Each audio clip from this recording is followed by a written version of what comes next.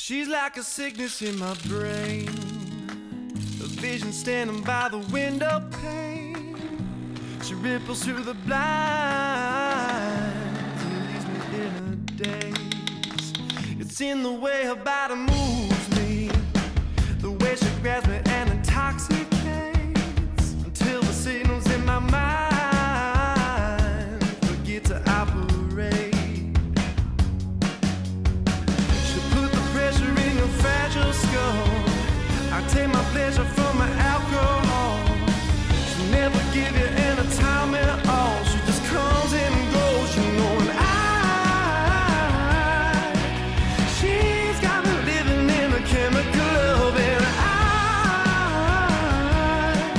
Hello everybody, welcome back to my channel and thank you for joining me for another coffee and crime time. So today's coffee and crime time is going to be a lot of me being angry. And that's because we're talking about Chris Watts again. Now, I don't normally like to talk about Chris Watts. I'm not the kind of YouTuber who's posting an update every time Chris Watts uses the bathroom in prison or buys something from commissary. There's YouTubers out there that do that, and that's fine. I'm not judging them. If they want to do that, that's fine.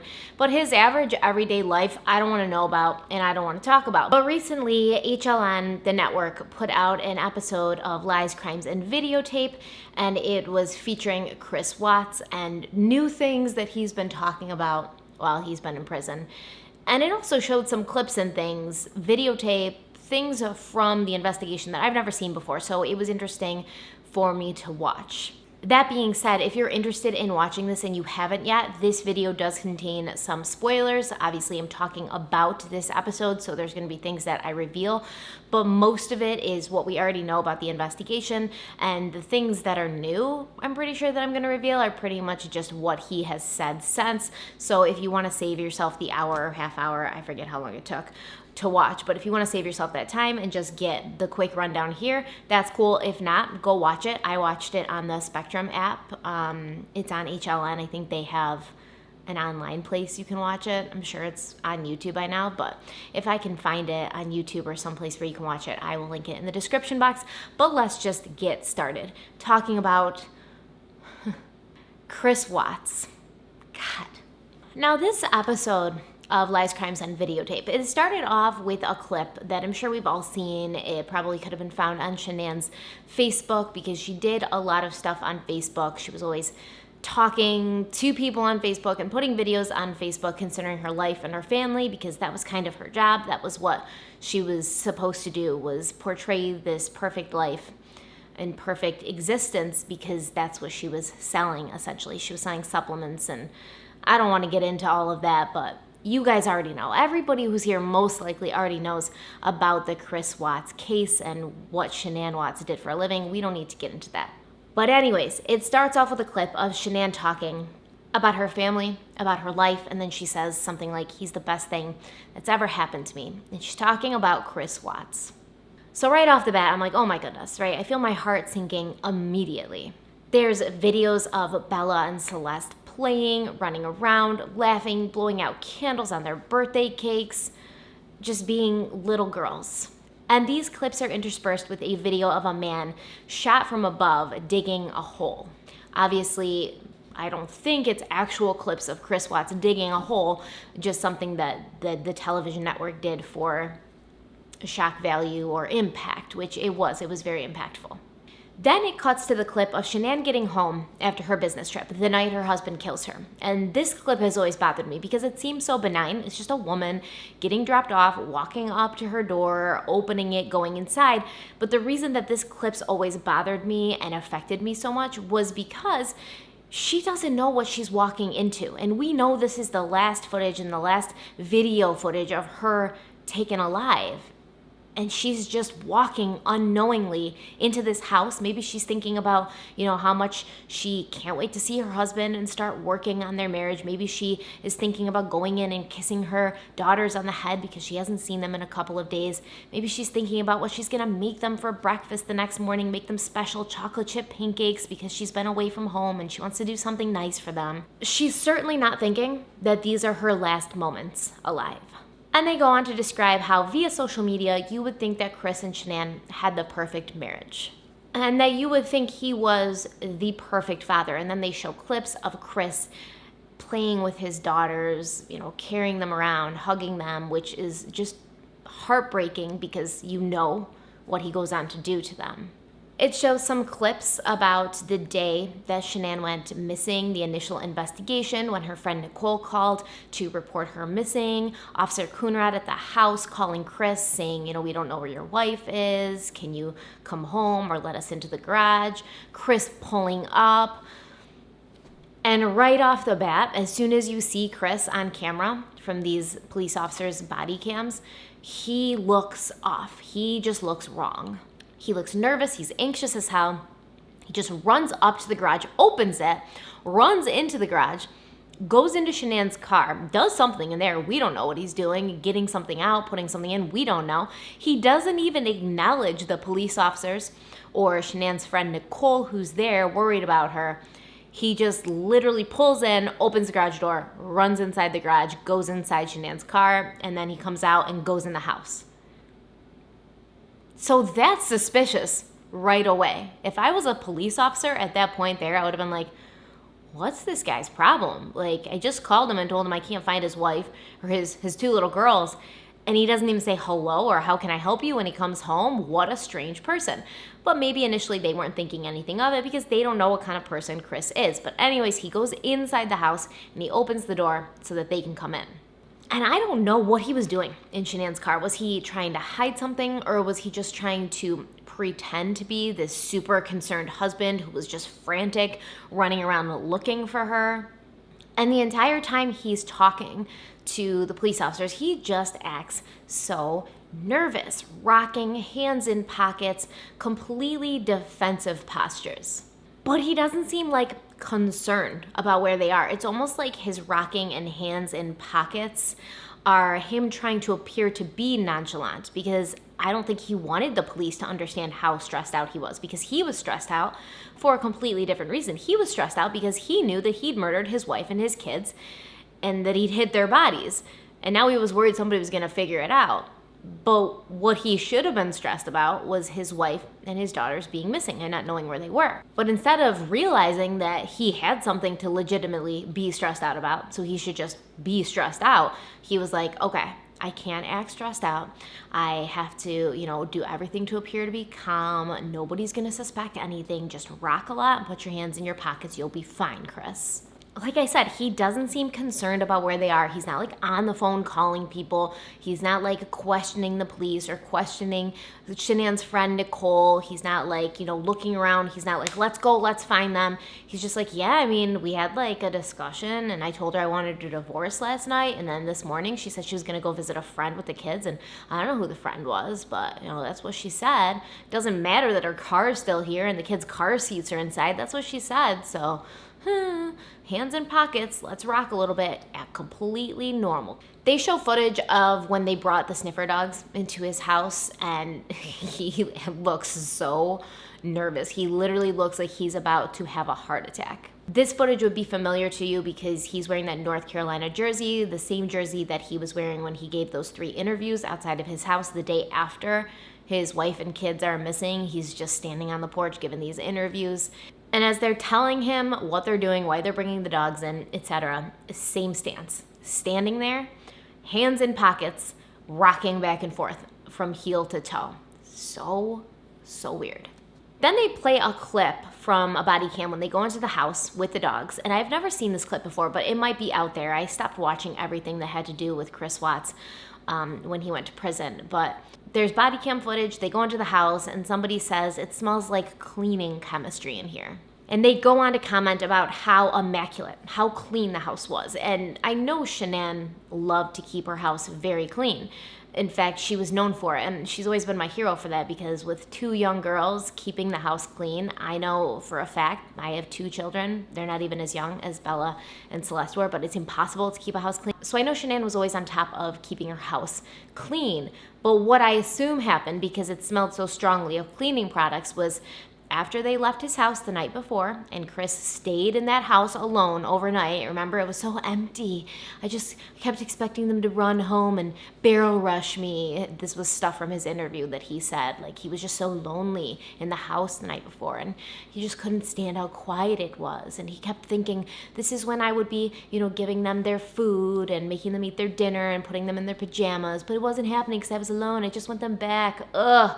Anyways, when he was left in the house alone the night before, Chris Watts, this dude, probably went through his entire house and cleaned the crap out of it with bleach. And that's why as soon as they walked in that day, it smelled like cleaning supplies or chemicals.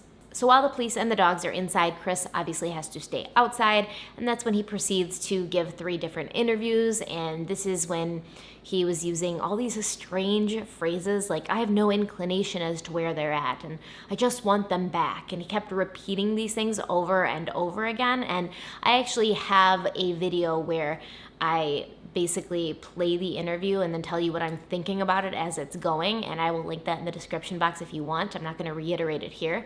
But I've said this before, as soon as I saw those interviews on television, as soon as I saw his face and the way he was acting and the weird things he was saying, which, trust me, may not seem weird set apart from each other, like we had an emotional conversation, or I just want them back, or I have no inclination as to where they are. But put all together in the repetitive and strange way he kept saying them definitely was weird. And I immediately yelled out to my husband, who was in the bathroom. I said, yo, this guy killed his wife and kids. He has something to do with this. Something is wrong here. He's guilty. The way he spoke, the weird way he would laugh every so often, his defensive posture.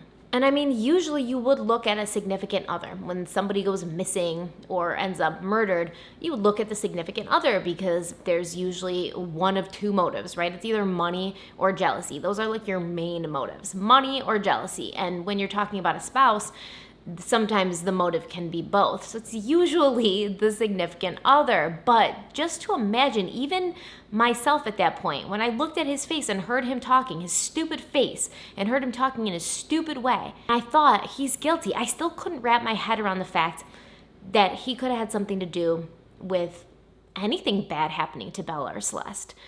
You just can't imagine that a father would do that to his children. But we know they do. But you just can't imagine. Like, it's so hard for a normal, non-psychopathic person to understand how that's possible. Then they talk about how they figured out he was dating Nicole Kessinger. And obviously, this might provide some motive to get rid of his wife. They show some text messages where she's texting somebody else and she's talking about seeing a new guy and how he works out and he's in shape, so he's super sexy. Ugh.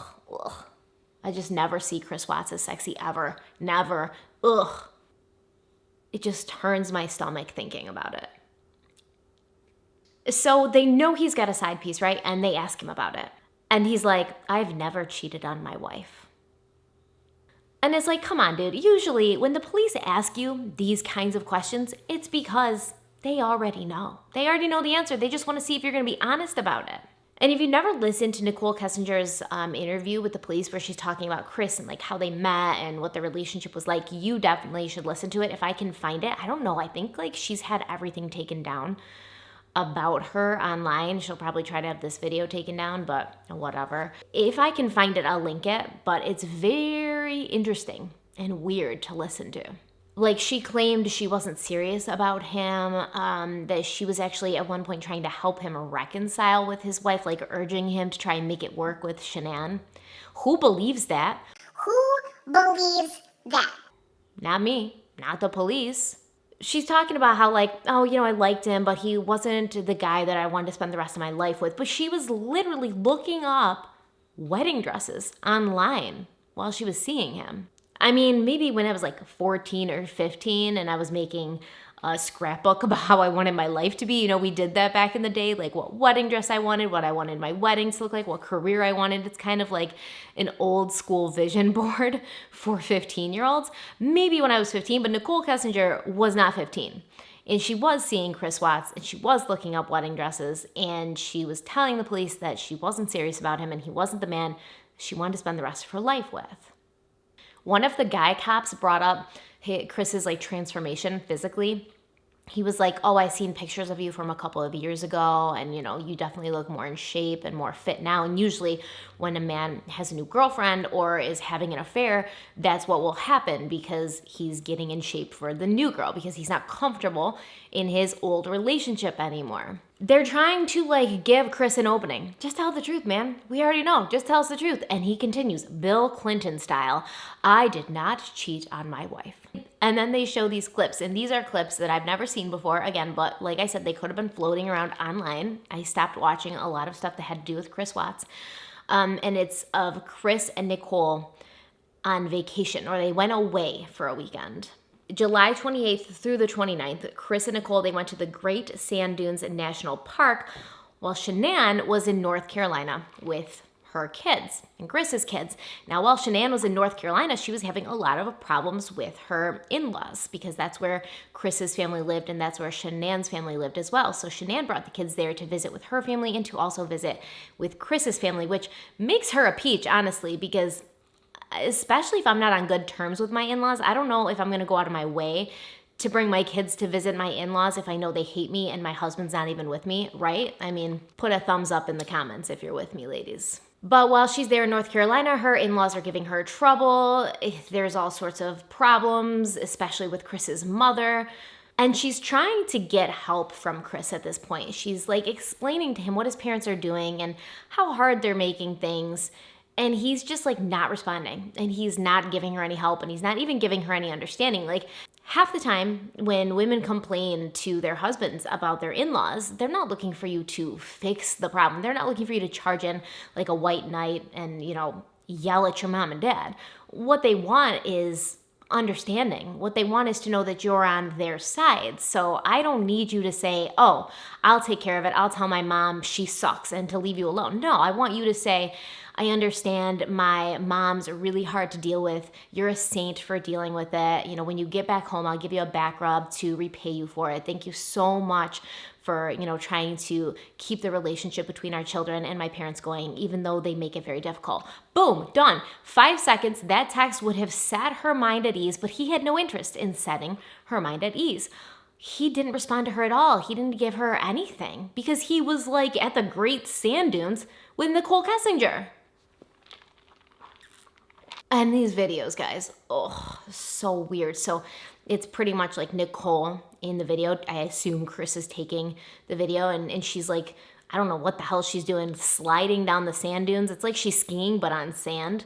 And he's saying in the camera while she's doing that, you're so damn sexy. Ugh.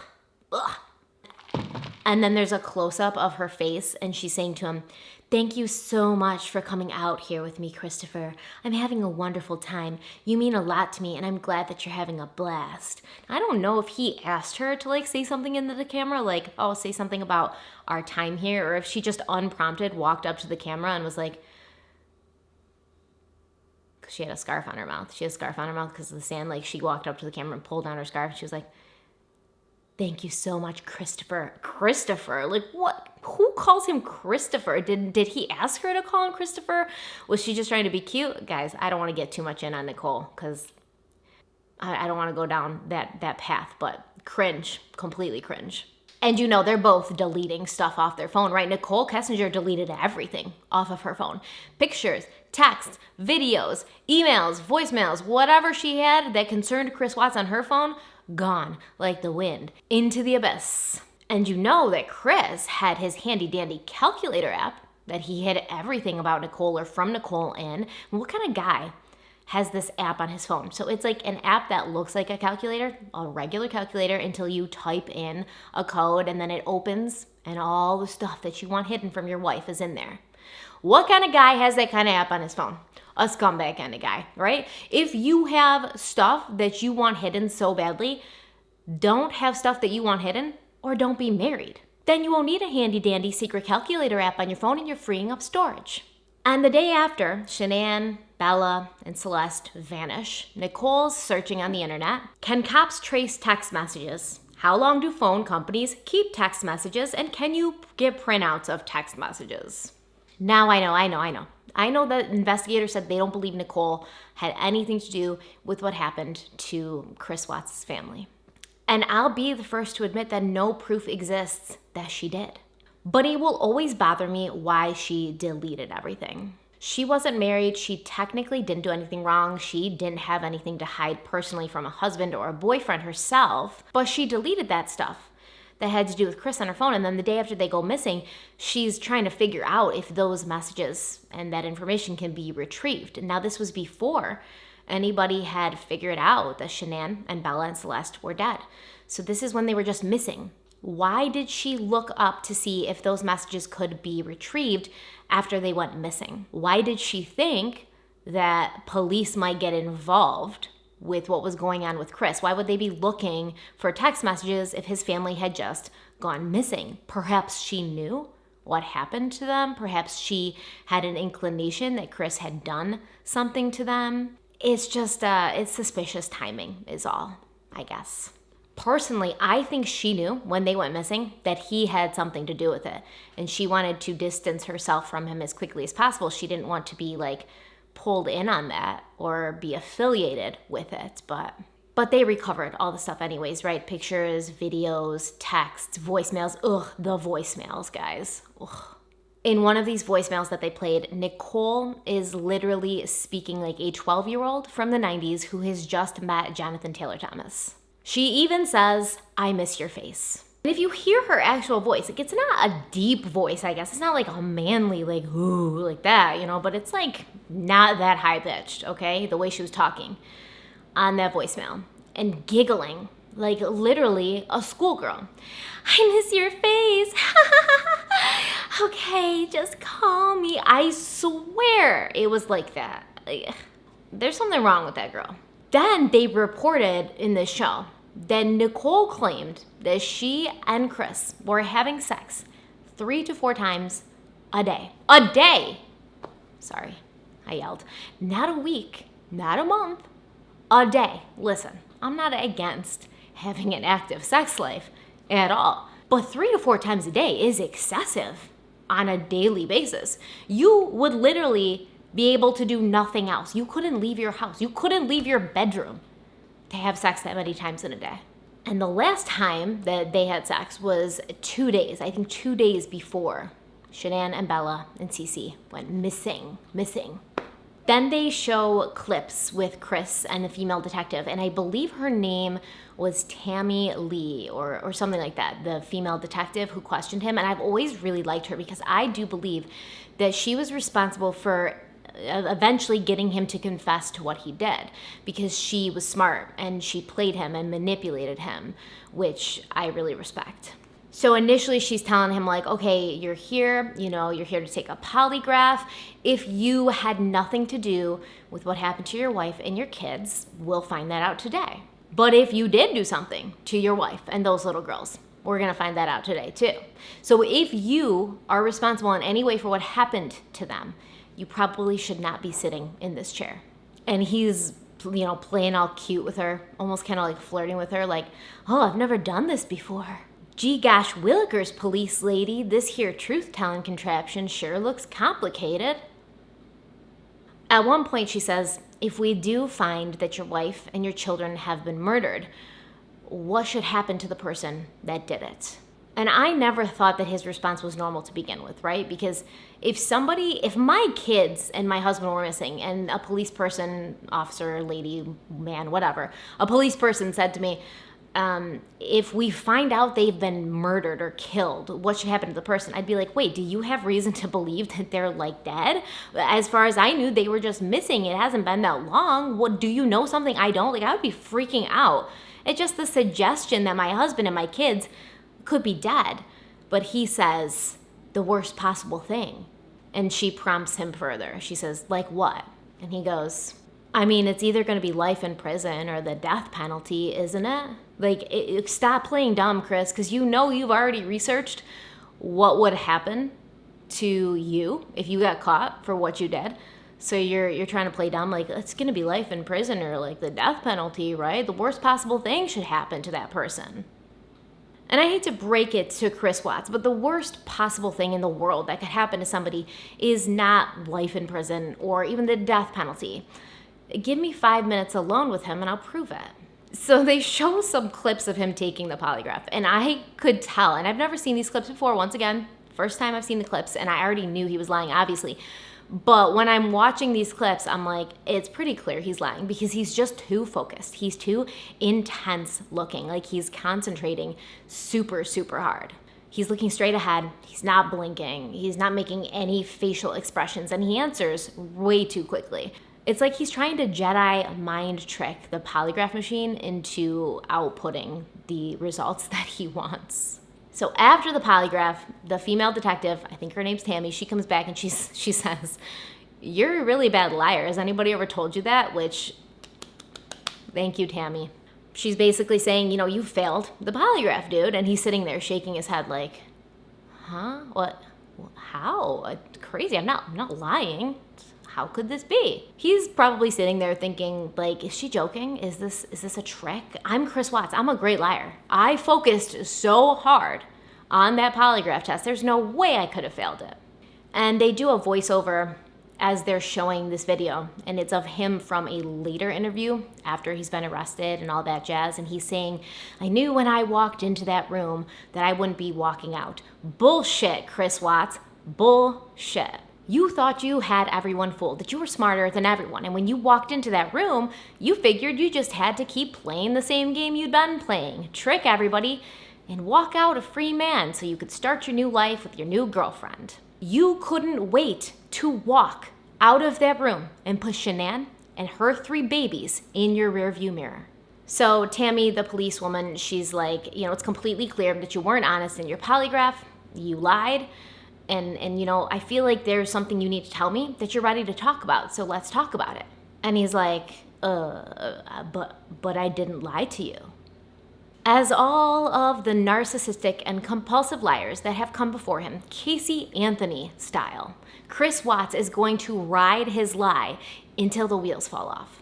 And Tammy, the detective, she's like, whatever, dude. Like, we're not even talking about that anymore. You failed your polygraph. We're not talking about whether you're lying or you're not lying. Like, that ship has sailed. What I need to talk about now is where's your wife and where's your kids? And he responds, okay. He's literally sitting there thinking, like, how can I get out of this? What can I say? What can I do? Because I'm not confessing to this. This is gonna ruin my life. This is what he's thinking, in my opinion, allegedly. Don't come for me. So Tammy, the detective, she continues on. She's like, something happened, Chris. Something happened in that house. You know what happened. You know something. We need to talk about it. And he goes back to his old standby. I just want them back. I want them back home. And she's like, dude, they're not coming back home. And you know that.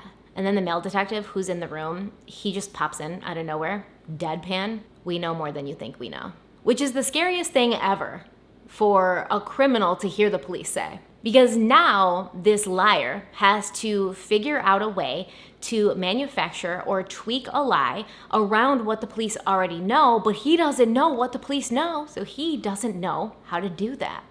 And instead of confessing to killing his family, which he did, he's like, okay, guys, okay. I have a confession. I'm gonna be honest here. I did cheat on Shanon.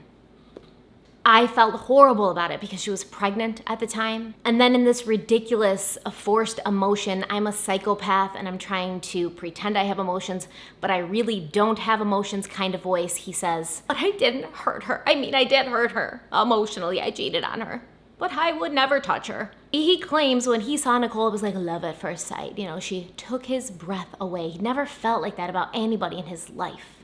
They play an audio clip of him talking once again after he's been arrested, so he's having a recollection about being interrogated, and he pretty much says he felt nervous because he knew that he'd done something wrong, and he knew that they probably knew what he'd done. But he said it was just too horrible knowing what he did to vocalize it to somebody else, to come out and say it, because then he'd have to admit to himself that it was true. And that is what stopped him from coming clean right away. Not because he's a liar, not because he just was trying to get away with it, because he just couldn't vocalize what he'd done, because then it would be real to him. Bullshit again, Chris. You were trying to cover your ass. You were trying to escape punishment. You were trying to escape anybody ever finding out what you'd done, and you would lie, cheat, steal, and kill as much as you needed to in order to do that. What stopped him from confessing was his own self-preservation. Selfish Chris, who only cared about himself and the life that he saw for himself. He didn't want a little thing like a triple homicide getting in the way of him living the life that he deserved. So Tammy, the female detective, she realizes the self-absorbed prick is never going to confess of his own accord to do the right thing. So this is when she switches gears and she begins to suggest that maybe something happened. Maybe Shanon hurt the girls and that he just had to intervene. And a lot of people gave her flack for this when it first came out because they said she basically put the idea in his head and, it was a ridiculous idea. She never ever thought that Shanon hurt those girls. She knew it was him the whole time, but she wanted to give him enough rope to hang himself, to place him at the point or the time where they died, and then the rest would come more easily. She knows if she gives Chris an out, or what he perceives to be an out, he's gonna take it, and he's not going to think it through. He's just gonna grab onto what he thinks is a life preserver, but is really a trap. And she's feeding him this rope, right, to hang himself. And she says, did something happen? Did Shanon hurt your baby girls? Did something happen to those baby girls first that you had to take into your own hands and deal with? And Chris, he obviously at first he latched onto this and he was like, yeah, we all know the story. He claimed that Shanon killed the girls. He saw it happen on the monitor. He went in and out of anger, he killed her because he's thinking perfect. A way to make myself look like a hero and Shanon like a villain. Not only did he kill her, take away her life, take away the lives of his children, but now he had to vilify her after she died. He's the worst kind of scumbag, evil, psychopathic, narcissistic monster. Eventually, of course, Tammy's tactics worked, and they got him to admit what he did to his wife and kids. And once again, there's an audio clip of him talking about how he murdered Shanon. He recalls choking her and how she didn't fight. Maybe she was praying, he said. And he said, I don't even want to know what she saw when she looked back at me. What she saw, Chris, was a monster. What she saw was the face of evil. What she saw was a man who she had 2 children with, who she had considered to be the one person in the world she could trust more than anybody, who she had been fighting to maintain a relationship with, who she was so in love with that she couldn't let him go. She saw your face, the face of the man that she loved and trusted, took pride in, and she knew that you were trying to kill her. And why she didn't fight, I don't know. Maybe she was praying. Maybe she had enough faith and trust in you that she didn't think you would go through with it. And maybe that's why she didn't fight. But after he kills her, his daughter, the oldest, Bella, who was 4 at the time, she walks in and she's like, what happened to mommy? And he says, well, mommy's not feeling well. And that's when he carried Shanon's body downstairs, put it in the truck, and then got his kids in the truck. Now, obviously, he's never come out and said when he made the decision to kill his daughters as well. Although I believe 110% that he knows exactly when he made that decision. But when he finally does admit what he did do, it's so deplorable, so disgusting, so upsetting. What's going to follow is me talking a little bit about that. As always, I will be respectful and I'm not going to be too graphic, but if this case and this specific part of it upsets you, like it upsets me and everybody, I think, but if it upsets you to the point where you just cannot watch it, I will place a timestamp. He brought them to an oil site on a cattle ranch, a 45-minute drive away from their house. 45 minutes. 45 minutes in a car, in the dark, with their dead mother at their feet, covered in garbage bags, driving to the place where he would kill them. 45 minutes while Chris drove that truck and had time to reflect on what he had done and what he was about to do, and possibly change his mind, or realize that it was the worst thing a person could ever do, that it was unforgivable for anybody to do such a thing, that maybe, even though he had killed his wife and his life was pretty much over, he'd be in prison, that he could make the decision now to stop, turn himself in, and let his daughters live their life. Because I fully believe when he put those girls in that truck, he knew what he was going to do to them. He planned it. And during that 45 minutes, did he talk to them? Did he comfort them? Did he tell them that he loved them? I'm sure they were terrified. I'm sure they had no idea what was happening. I have a 2.5-year-old myself. And they don't just sit in the car quietly without voicing some kind of concern, especially pulled out of bed, driven in a truck in the middle of the night. It's dark for a long time. They're going to be fussing, asking what's going on, calling his name. Did he respond to them? Did he try to make them feel better, at least? According to him, the entire ride out there, it was like he was gone, like he wasn't thinking. So I have to believe that that asshole just sat there in the driver's seat and didn't say a word, just stared straight ahead. And as his daughters cried and called his name and asked for some kind of comfort, he was silent. Then he says he buried Shanon in the fields. When you say buried, he put her basically in the most shallow of graves and covered her with some dirt, his pregnant wife, his unborn child that he had just killed. And he buried Shanon before he killed Bella and Celeste. They asked him what he was doing with their mom, and they sat in the truck while he disposed of her. They must have known something was wrong. They must have been scared. But they were with their father who they trusted and loved, and that trust would soon be cruelly broken. He said Cece was first. He put a blanket over her head, and he strangled her. And Bella must have seen it because when he walked up to her with the blanket, she said, "Is the same thing going to happen to me that happened to Cece?" And did Chris say anything to her? "It's okay, honey. It's going to be all right. Daddy loves you." No. According to him, he said nothing. He didn't answer her at all. He just killed her. He didn't even have the decency to give her comfort or to tell her that he loved her before he ended her life. And the last words that she said to him were her yelling, "No, Daddy." And he claims that every time he closes his eyes every day, he hears her saying that. And then he put his beautiful babies in 2 separate oil tanks. Now let's take a look at this quickly. The opening to those oil tanks that he had to put the bodies through was about 8 inches, so like this. A 3-year-old's and a 4-year-old's, their bodies were shoved through that small 8-inch opening. And on the tank that Celeste was found in, strands of her hair were still stuck on the opening. So after he killed them, he took their little bodies that I'm sure he had bathed before and kissed boo-boos on knees and brushed their hair for them. He took them and he shoved them through an opening that was not big enough for their bodies. And in one breath, he's claiming that he didn't know what was going on when he was driving out there, right? He was on autopilot. But in the other breath, he's saying that he had covered Shanann's body in the back seat with garbage bags so that the girls wouldn't see her and be scared or worried about her. He knew exactly what he was doing. He covered his wife with garbage bags so the girls wouldn't see her, but not so they wouldn't be scared or stressed out. It's so that they would know that something was wrong, so that they would be calmer during the drive, like lambs to the slaughter. After all of this, his voice literally explaining what he did to his family, they play a clip of Shanon talking about what a good father he was to their daughters. The best father for her kids that she could have asked for. The best man that she could have asked for. How wrong she was. Chris Watts was and is not a good man. In my opinion, the word man should not even be used to describe him, because in my opinion, he's not a man. He doesn't have a soul. He doesn't have a conscience. He doesn't have the thing inside of you that makes you care about other people.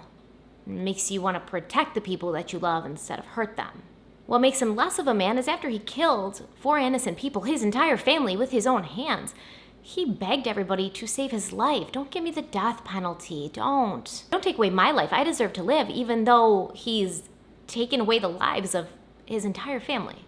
And if there was any scrap of decency left in him, in my opinion, he would have wanted the death penalty. He would have rather died than lived another day with the memory of what he'd done in his head, with hearing his daughter's voice saying, "No, Daddy," right before he killed her, with the memory of seeing his daughter's faces as he strangled the life out of them. He would have rather died than lived with that if he wasn't a monster, but he is a monster, and he's a selfish asshole. Here is a quote from Chris Watts. "People are defining me by one moment in my life. They don't know what happened before or what could have happened later." Why should we care, Chris? Why? Anything good you did before was canceled out the moment you put your hands on those beautiful babies with the intention to end their lives. It was canceled out when instead of getting a divorce like a normal person, you murdered your pregnant wife. They show these two women who visit him regularly in prison. One of them doesn't even want to show her face for obvious reasons because it's embarrassing to be affiliated with Chris Watts, so why are you visiting him in prison? One of them, Anna, she visits him every 2 to 3 weeks, for God's sake. The other one, Kate, she claims how much Chris talks about Shannon, how great she was, how much he loved her. Okay, dude, but I thought that, Nicole Kessinger was your true love. You've never felt like that about anybody else before, but now you're talking about Shannon and how great she was and how much you loved her. The story that these two women who visit him in prison tell is pretty much the same. He adored his wife and he adored his kids. The absolute ridiculousness of these statements is completely not lost on me. Is it lost on you? These two women would actually go on camera and go to bat for him and have the balls to say that he adored his wife and he adored his kids, and they believe this. It's scary that there's people like this walking around out there, either so stupid or so mentally disturbed that they would make a point to keep in contact with the man who murdered his pregnant wife and 2 daughters and then defend him afterwards. They say he's truly sorry, he's truly remorseful, and here's the best part. Chris has told these women that he feels there was an evil spirit who took him over, that somebody physically made him do these things. It wasn't him, he was possessed. An excuse as old as time. It wasn't me, the devil made me do it. Chris has also said that when Shanann's father got up and made a statement about how Chris was an evil monster and how Chris had thrown Shannon away like garbage, that it hurt Chris, that bothered him. What? It hurt you when the father of your wife said that you killed her and you're an evil monster and you threw her away like garbage, which is all true? It hurt you? I don't suppose that your feelings getting hurt by some real talk could ever compare to the hurt that your wife and your daughters felt as they looked up into your face while you killed them. Now, the investigators talk in this show about how they believe that his primary motive was to kill his family so he could be with Nicole Kessinger, and I believe that. I am completely in agreement with them. Otherwise, I believe that he would have just left, ran away, changed his name, started over someplace else. People have done it before and people will do it after. But he didn't want to leave. He wanted his life to remain the same, just with Shannon and his daughters out of it. The one thing in his life that most people value the most and treasure the most and want the most to stay the same and not change, that was the one thing that he felt was disposable, his family. But does that mean that Nicole Kessinger was at fault or should be blamed in some way? I mean, not directly. If it hadn't been her, it would have been some other woman that he met and fell in love with at first sight.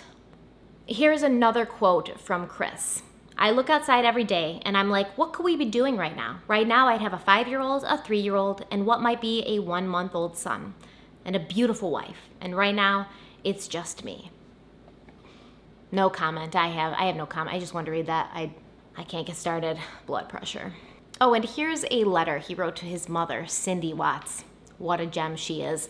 He wrote her a letter from jail, and it says, Happy birthday, Mom, 64. I wish I could be there with everyone to celebrate or even just FaceTime to feel like I'm there. I know being incarcerated isn't where you want me to be or even thought I would end up here. All sorts of people will form opinions, but what they say shouldn't matter. Their words should be like the wind. It comes and then passes away. In this letter, he also writes, I'm still a dad. I'm still a son. Now I can add servant of God to that list.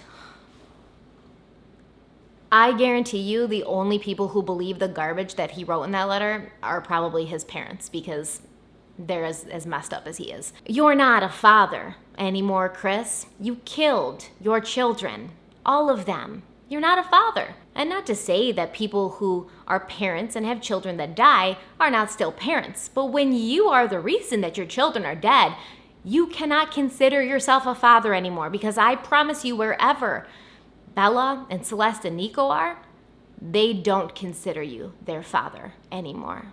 And I hope one day when you meet them, if there is an ever after, if there's a heaven, if there's a place that we go when we die, that they look at you in your face and tell you that. and disown you. Not that you would care. He wouldn't care. Chris Watts doesn't care about these kids. He doesn't care that he killed them. He doesn't care that they're gone.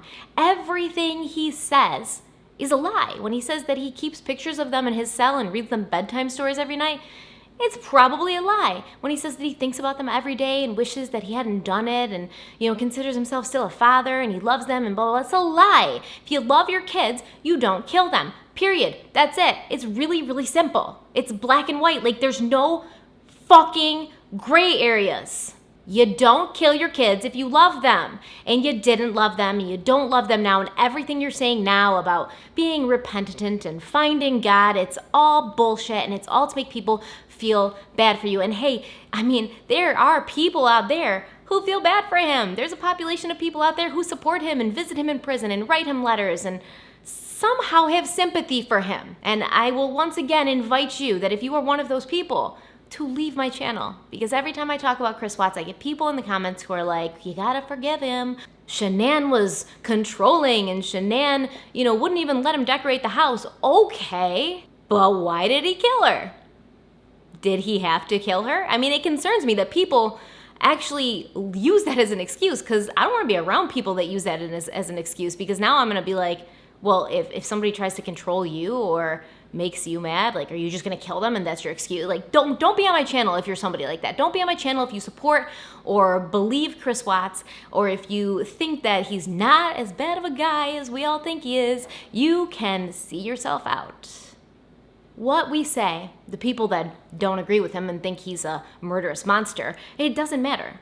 Our opinions should fly in like the wind and then leave with the wind. But you know what, Chris? Technically, the wind is always around us. Always. So even though you don't want to hear our opinions, and your parents probably don't want to hear our opinions, and you would prefer that people stop saying bad things about you so that you can just go on and live your born-again life happily in prison, we're not going away. I used to believe that we should stop talking about Chris Watts because he should be forgotten. But you know what? There are so many freaking supporters of Chris Watts out there who are putting out propaganda on the internet in support of him. I feel like somebody has to be a voice against that, a voice of reason. Somebody has to still be out there saying and reminding people, this man who looks so innocent to you, who can read the scripture and sends sweet letters to his mother on her 64th birthday, he brutally murdered his pregnant wife and 2 daughters, baby daughters, with his bare hands. This is not a man we should feel sorry for. This is not a man we should forgive. This is not a man that we should say, well, maybe he's changed. Because at this point, he could literally have achieved sainthood, and it wouldn't matter. It wouldn't matter to me, and it shouldn't matter to you. When I saw that letter that Chris wrote to his mother, like, don't listen to their opinions. They're just going to come in and fly away. They don't matter. This made me want to make this video when I read that, because I was like, this dude would like us all to forget what he did. This dude would literally like us all to stop talking about it and forget it. So that way all the ridiculous propaganda and lies and the narrative that he wants put out in the world that he's changed and he's a good man and he feels sorry, that's what people think about, and that's what's on the forefront of their mind. Well, sorry, Chris. We're going to shout your indiscretions from the rooftops.